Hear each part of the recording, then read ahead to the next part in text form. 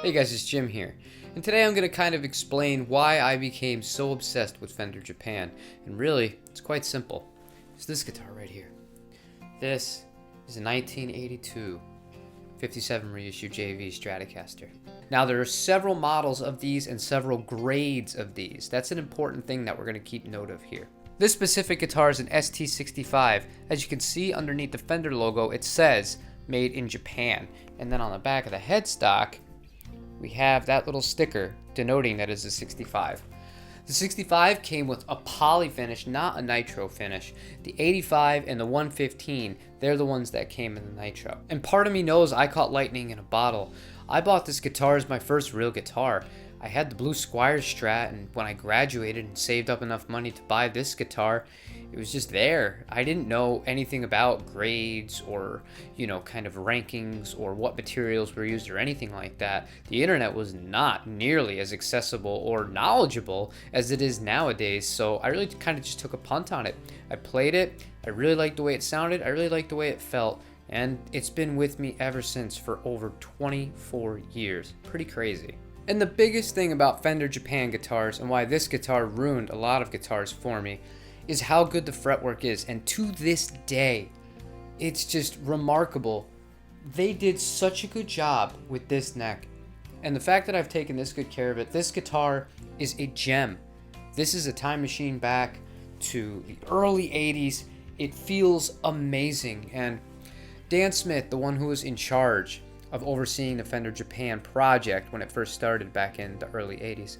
When they went over there from Fullerton, California to kind of see how it was going, he said a few of the coworkers cried because they couldn't believe how close the Japanese got it almost on their first tries, and they weren't able to do it at all in America in terms of recreating those classic Fenders, the early 50s, late 50s, early 60s models.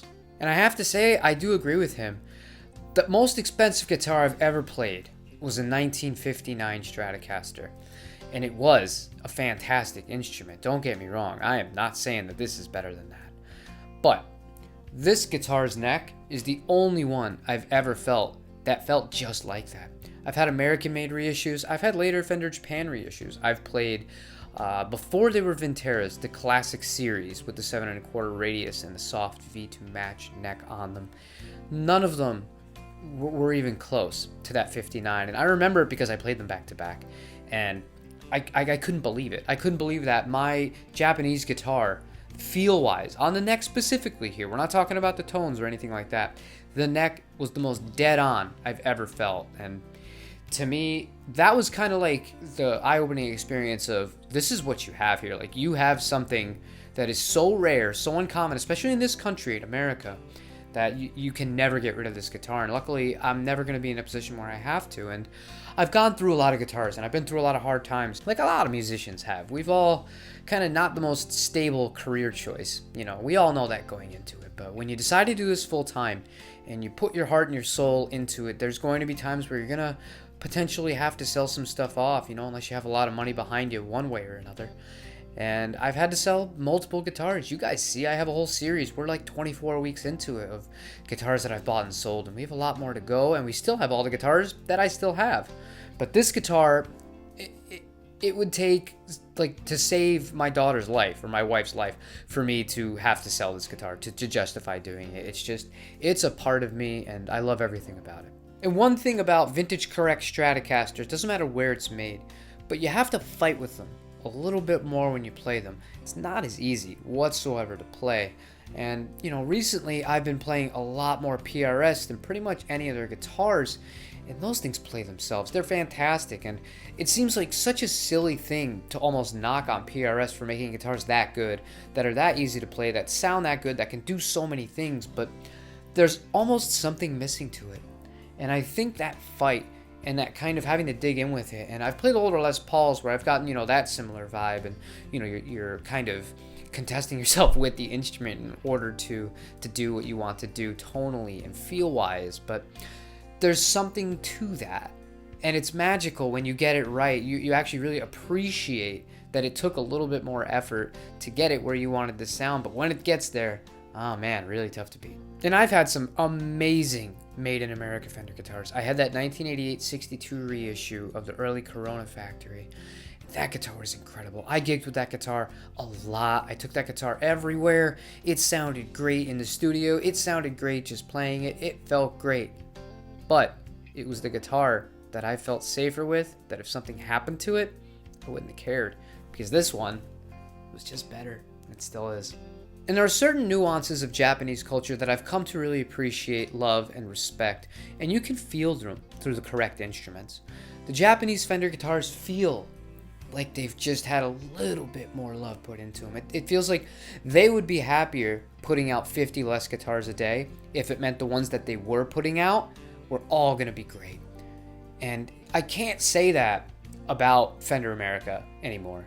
And I definitely can't say that about Fender Mexico, and don't get me started on China. But, you know, there are good examples from all these factories.